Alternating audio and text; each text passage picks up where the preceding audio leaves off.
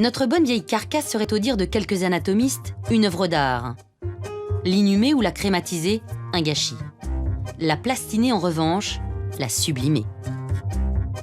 En exposant des corps, des vrais, des écorchés comme on les appelle, les plastiniens font scandale. C'est un certain Gunther von Hagens, anatomiste allemand de son état, qui s'est passionné pour cette métamorphose, faisant d'elle un art. My Body au musée, le pied.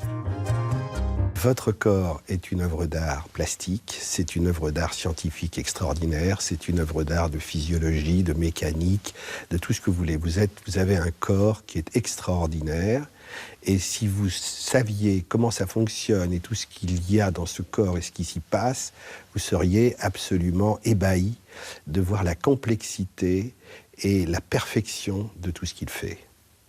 Vous avez donc un corps parfait. J'ai jamais dit ça.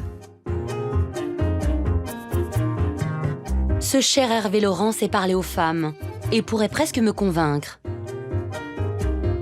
Mais avant de stationner sous les sunlights, les Maccabées subissent un traitement de choc. Une plastination, c'est plus de 1000 heures de travail sur chaque cadavre. Dépouillés puis délestés de leur masse graisseuse et de leur eau, les candidats volontaires à la plastination sont ensuite caoutchoutés, momifiés par le silicone et la résine. Et hop, au musée. Une façon de rester actif en quelque sorte, car l'expo est itinérante.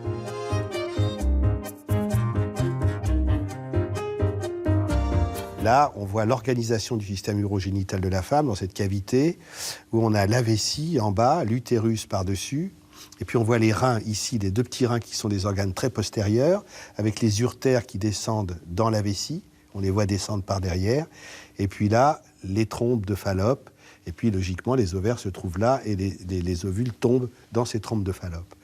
Donc, on a, je crois que, comme leçon d'anatomie, comme vision du système et de la fonction urogénitale, c'est vraiment tout à fait impressionnant et un travail remarquable. Remarquable, artistique, pédagogique, c'est peu dire que le funéraire fait peau neuve.